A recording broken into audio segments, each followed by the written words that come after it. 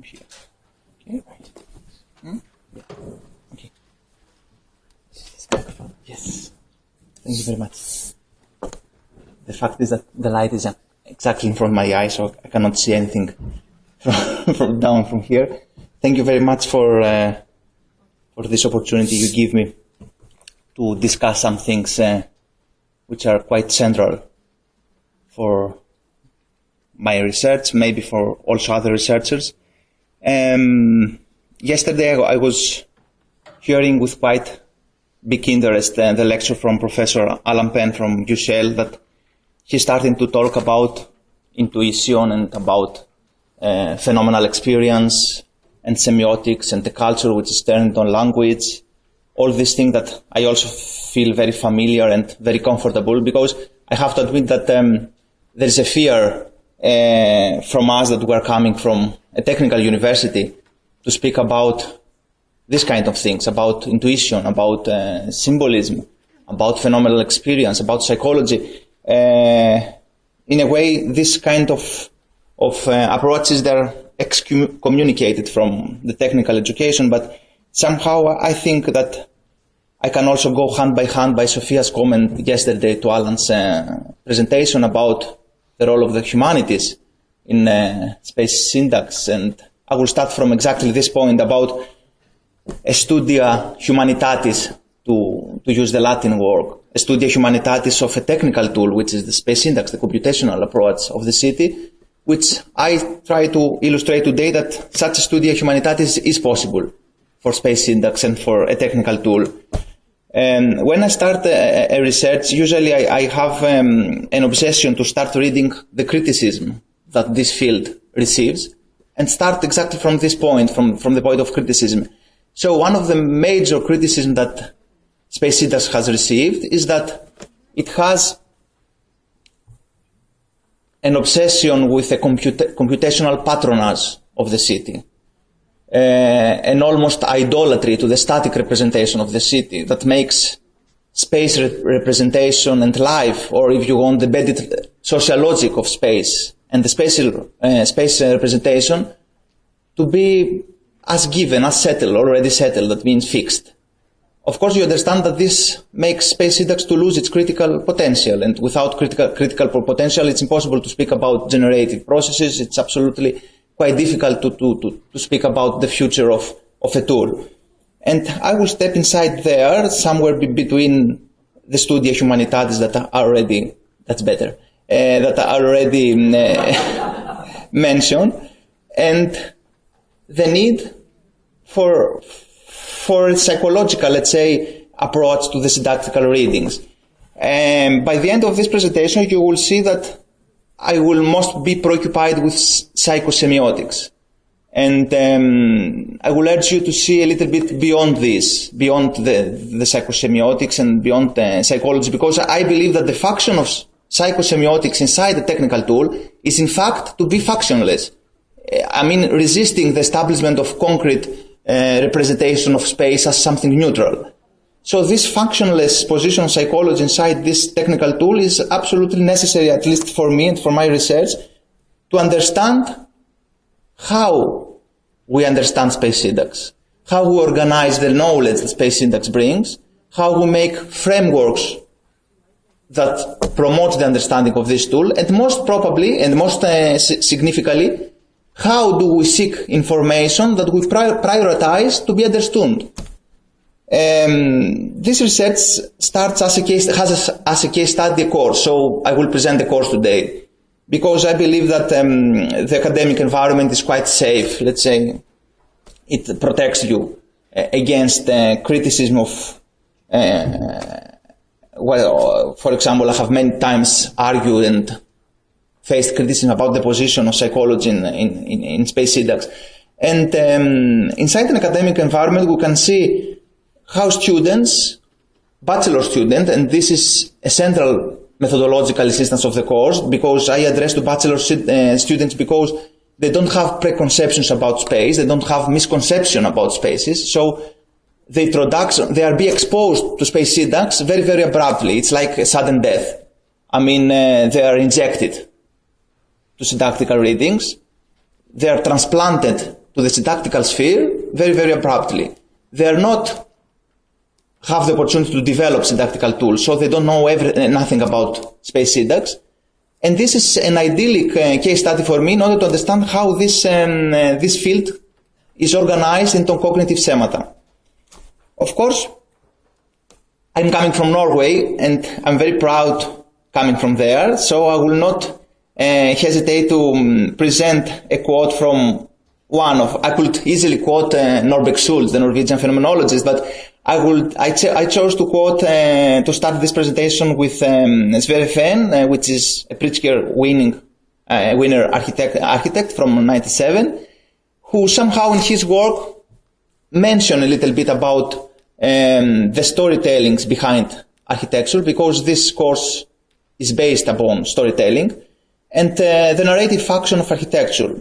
So the central position, the central question that I pose is this, exactly this. Can configurational properties of space be recalled to conscious narration? This is what I'm trying to investigate. If space syntax is such a strong tool in order to communicate and to embody memories and cues that can be unfolding during a narration. The design pedagogy in our university doesn't differ so much from other universities. I mean, you have these methodologies and theories of space, which is a purely theory of space syntax can be discussed. And then you have two separate tracks. One is the studios, which they have problem-based assignments. It can be the commune, the municipality that gives you a subject to work with your students. And these are a little bit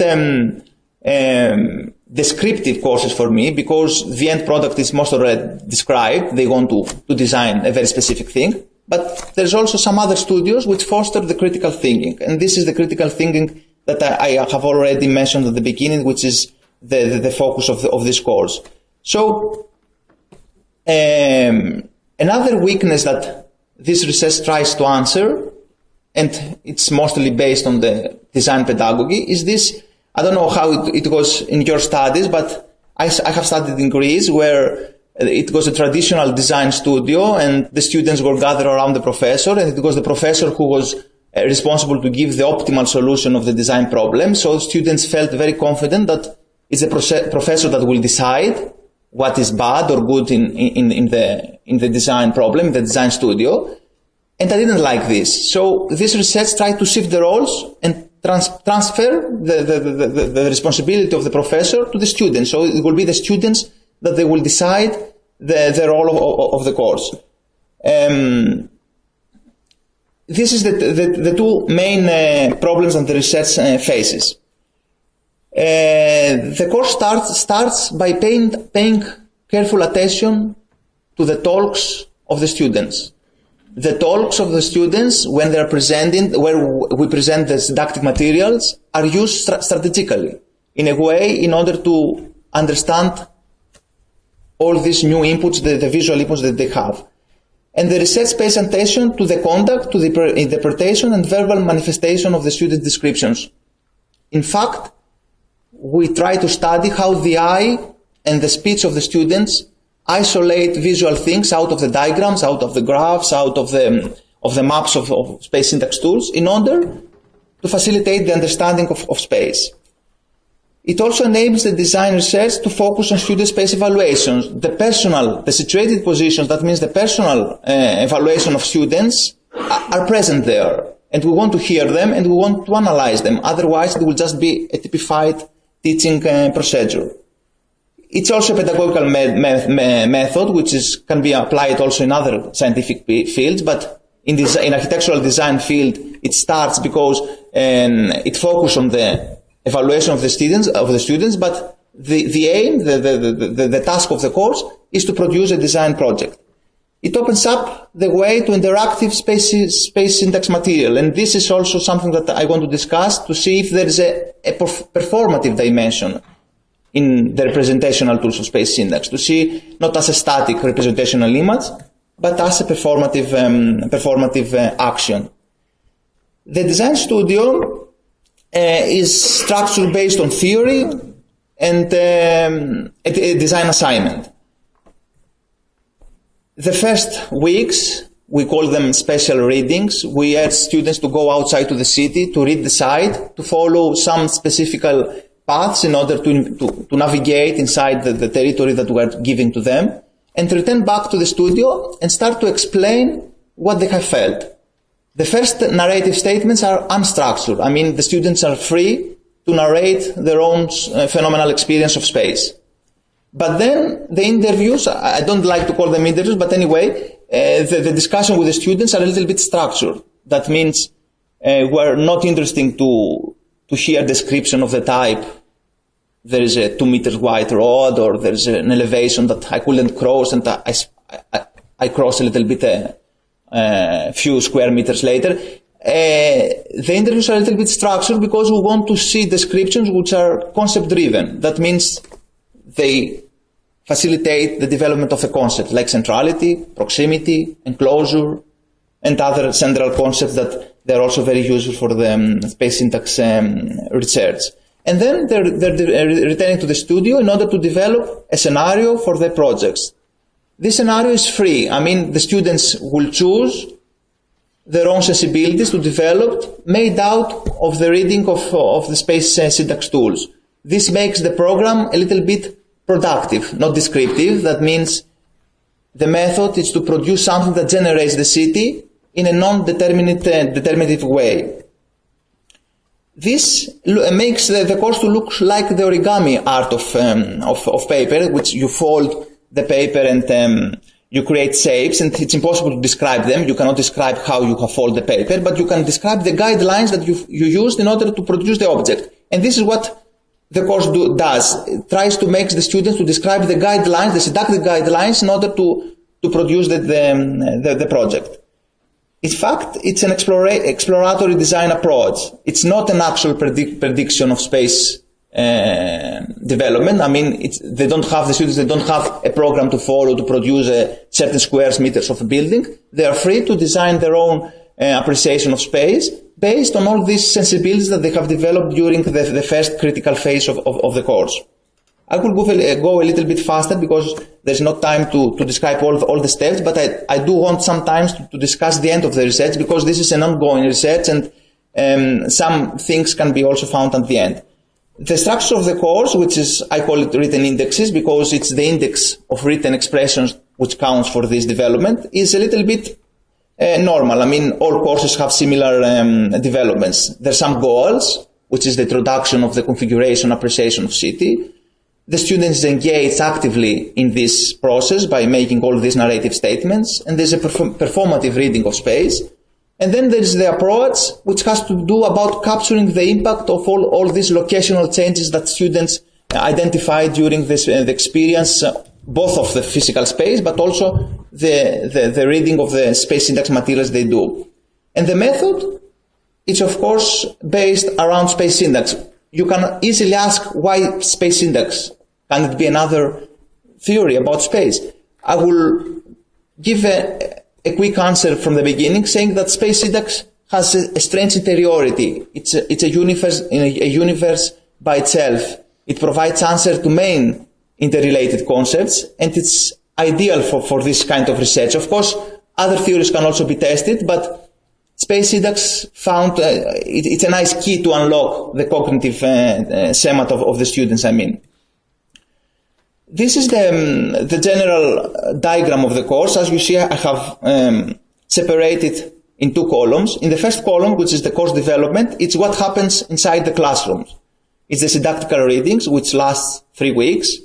And then it's the scenario development, where through narration and analysis of what the students say, they develop their own scenario about the city and the proposal. And then at the end is the transformative activity. That means how all this concept prescribe a generative approach for the design product. I mean, something that it's not based on typification or stereotypes about the city, but it's a strategy to generate a new conception about the city. And then there is a research done beyond the course, because the course should be a little bit independent. Students are not care what sort of research you're doing. They just want to take their mark, their grade, and continue with the study. So there's a buffer zone between the research and the course that it should be respected. So the research returns to the lab, to the office, and continues by paying that attention to how the students have spoke, how they order the information, and what are the, let's say, the shared properties between all these subjective gatherings, indexes of terms. In order to study all this and become fruitful for the development of a design pedagogy module, all this should be represented. And one tool of the many that we can use is to develop concept maps. That means maps which shows how the concepts inside the thought of the students develop from one concept to another, and what links to another concept, and what actions are necessary in order other actions to follow after that. And this representational phase is quite crucial because we can have in front of us some of the basic, let's say, the routine cognitive decisions that students do during the reading of space, and all these routine cognitive decisions are prioritized because not all the information are useful. We have to see what are the concepts that they are recurring all the time, they're repeating all the time. That means there are routine cognitive decisions, and make and work out of this. And the sixth stage is the last one that I want to spend a little bit more time, is to see how these cognitive decision points are structured along a timeline. So the first stage of I don't know how much time I have. Yes. The first stage of the course is to expose the students to the material of the syntactical and the configurational appreciation of space. So they have a site that they have to study, and they have to read all these materials. All the materials are for them just colors. They're just lines and nothing else. This is the agent, the visual input they have at the beginning. After, through discussion, explanation, all these lines start to acquire meaning. They're starting to have signification. So a dot or a difference in the color becomes a decision turning point for the research and for the representation of space. So they're starting to understand that all these are dressed with some meaning. After that, they're coming to develop their own scenario, which is, as I told you, it's a free choice scenario. The course doesn't have a program, so they're free to see what are the sensibilities that develop throughout all this discussion and embody them into a concrete body of knowledge. What is more interesting is that when we return back to the office, to see how we can map and how we can extract all this elicited knowledge out of these statements. We have found out that the way that the mind of the student starts to structure and to understand all this information is a linear process, starting from something visual, which is the input, and through discussion, it's like dressing a doll with clothes. It's dressed out with meanings and different things, but there are also some shared properties out of this. The conception, for example, of centrality, it was commonly understood from the majority of the students based on the position of their body and the configuration of the volumes all around in the specific spot. Concept maps are useful for this research because exactly they depict the evaluation, the evolution of the concept and the way that the students think. So a series of maps can be developed in order to see how the one concept leads to another.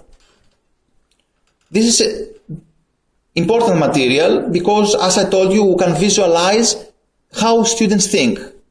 Without this, we cannot understand neither the communicative power behind the space syntax tools, nor a pedagogical approach. And then is the transformative activity, which has to do how all these things, this concept, shapes the design proposal of the student. I will spend the last three minutes in order to stand to the sixth and more important phase of the research, which, as I told you, that inside the narratives that students develop, we identify that there is a timeline. That means a mental timeline. This is imaginative. I mean, it doesn't exist in the physical, in the physicality, but it's the way that the structure of the thinking and the thought of the students are developed. And inside this timeline, inside this narrative, some basic steps are identified as a plot, how all this material narrates the plot of the syntactical properties of space. I will start by making some focus of all this, that students are exposed, as I told you, to the agent. That means the first visual input from the diagram. After that, they're associating what they see with some verbs. Otherwise, they cannot understand it. So some verbs, like for example, finding, moving, gathering, seeing, trying to make the agent a little bit more specific. After that, something changes, because the narration is not just a homostatic thing, it has events. So something changes in the phenomenal experience, and the narration changes. And this, it's called object. Of course, you can understand that the title object is broad, and it can have inside densities, it can have actions, that we can also call object. And then is the associated physical attribute of the environment. That means the physicality. What they saw from the environment that made this verb, to use this verb and this object. So it can be an architectural formulation, it can be also a moving pattern, it can be a volume, it can be an object or an elevation. This is the formulation which is associated with the narration. After that, we saw that they're searching for the position to understand what's happening to this point for this change and this decision making to be done. So there is a node always, a point inside the phenomenal experience that explains the narration. This can be a corner, it can be an entrance, it can be an axis, a path, or an opening. And all this happen in order to create in their mind the sense of territory. Please see the notion of territory in the most broad sense of the term, because territory it doesn't have to have with the actuality of space. It has to have with organization of the knowledge that they develop. So the students feel that they have to organize all these things, the agent, the object, and the formulation, with some common properties in order this to form a territory in their mind, in order to understand what's happening and what the diagram of the syntactical diagrams presents to them. For example, a function, an activity, a gathering, or a historicity. The significance of the research, as I told you from the beginning, is to change the static representation of city, to change this computational patronage, and to see that the embodiment of the understanding can coexist inside a technical tool. So the Studio Humanitatis, that means the position of the humanity inside the technical tool, it's quite important to understand how people think and what is this crucial information that the people seek in order to understand better, because some information of the space syntax tool will be discarded. In fact, only the 10% of the information will be registered and keep used for future perusal. We found out that the reading of different syntactical information affects the comprehension of spatial reference to students. And when it comes to the design proposal, we show that they have been introduced to basic concept about the students that most courses in architectural school does, through a very concrete body of knowledge, which is the space syntax. And this helped them in order to understand the referential relationship between the language, the text, the narrative statements, and what's happening to space. Thank you very much.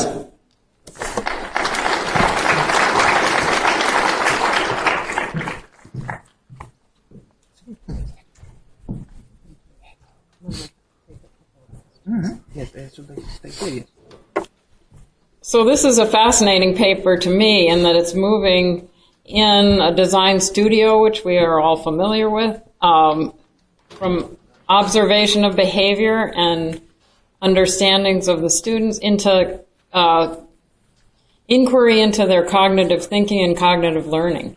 So I think we have time for a couple of questions. If anybody wants to start off.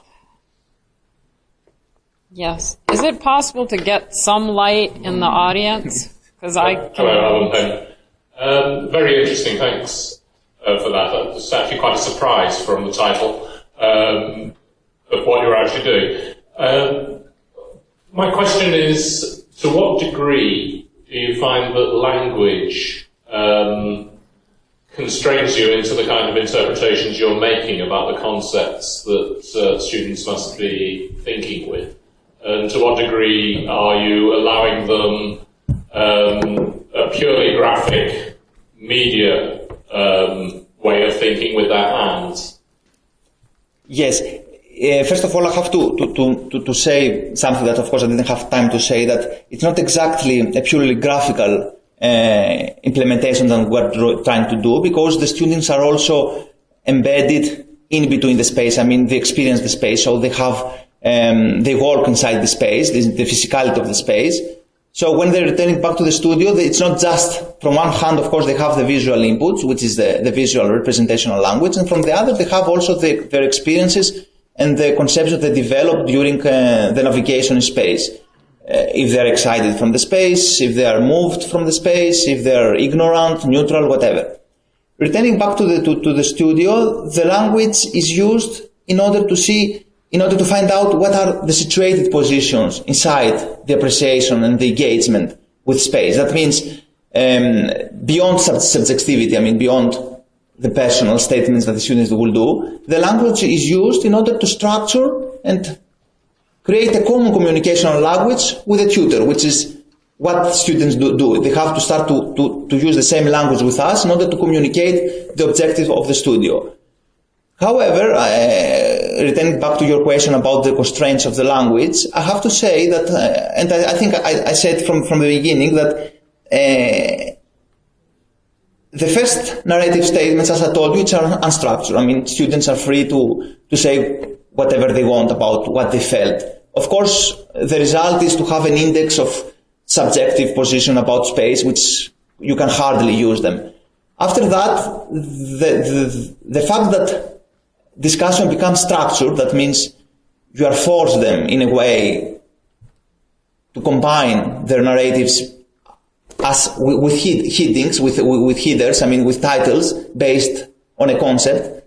You put the way of thinking to use the language in order to explain the city in an ordinary way that most studio does, but all this concept under the umbrella of space syntax, they communicate. They understand that proximity and centrality and visibility and movement, all these are together interconnected. So language doesn't create the constraints of this huge list of index of subjective positions. In fact, language is the means, is the wire through which electricity passes to light up the light. So both space syntax and language is just the wire. We're not interested about the wire. We're just interested to light up the bulb, to come the light out of this. So that means we use the language, we use the visual material of space syntax in order to understand something at the end, that the structuring of the thought, the structuring of the schemata inside the mind of the students, it's linear and it's based on a timeline.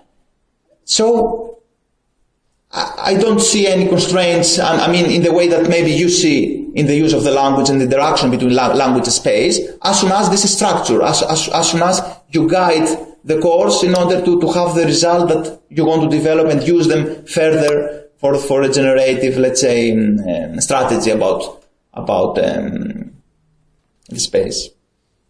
Something else? Can we take one more question? Yes.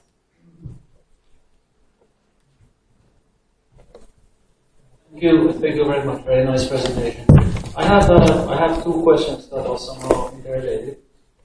You don't talk much about programming, right? Yes. So I'm not interested in that.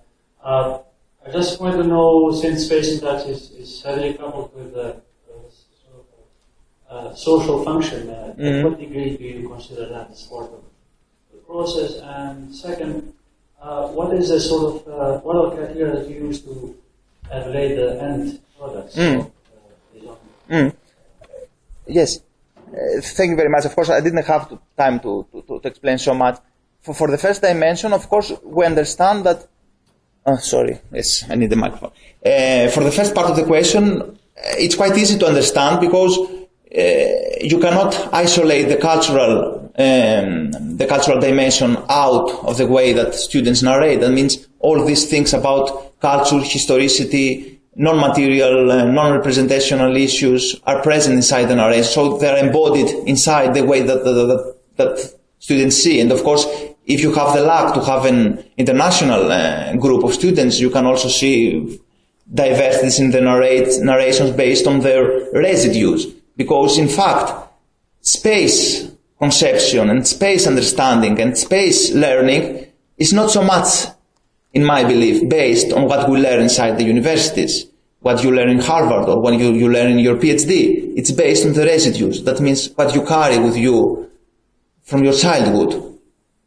And this is a quite big discussion to open now, because the mnemic residue is what generates, for example, what Hadith does.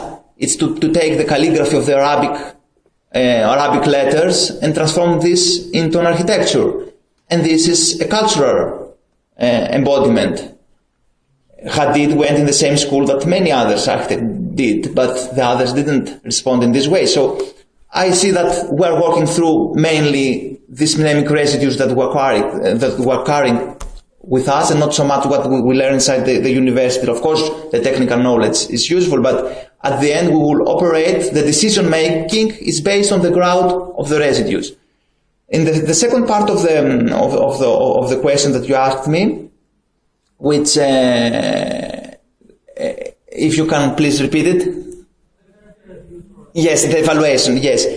As I told you, the development of the strategy is open. So the evaluation is based on if the students are managed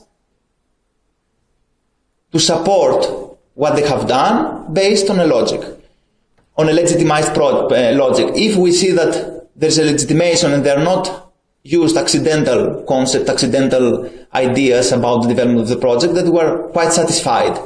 Of course, there are groups that they're working differently. They develop different things. They can be more, let's say, realistic, like students want to call them, and some others that are more conceptual, more abstract, and of course some other students that they're not at all interested to work with you. Of course, this is also in the game. So the evaluation is based, as soon as we see that there's a legitimized process, that means they provide a reason about what they do, they know what they're doing, they have a starting point about during the 6 weeks of the course, then we're satisfied and we feel that we have succeeded in a way, even if the end product is not detailed in terms of sections and material gatherings, etc. Some other students that they feel uncomfortable with this, they are forced to produce a more typified, let's say, stereotyped way of producing a normal project, of course. Students are free. We cannot pressure students to follow the way that the course wants, but from the majority, we saw that the majority of the students, they can participate in this course, and this makes us stronger to continue to work in this approach. Yes. Thank you. Thank you very much. Konstantinos. So is Jakob?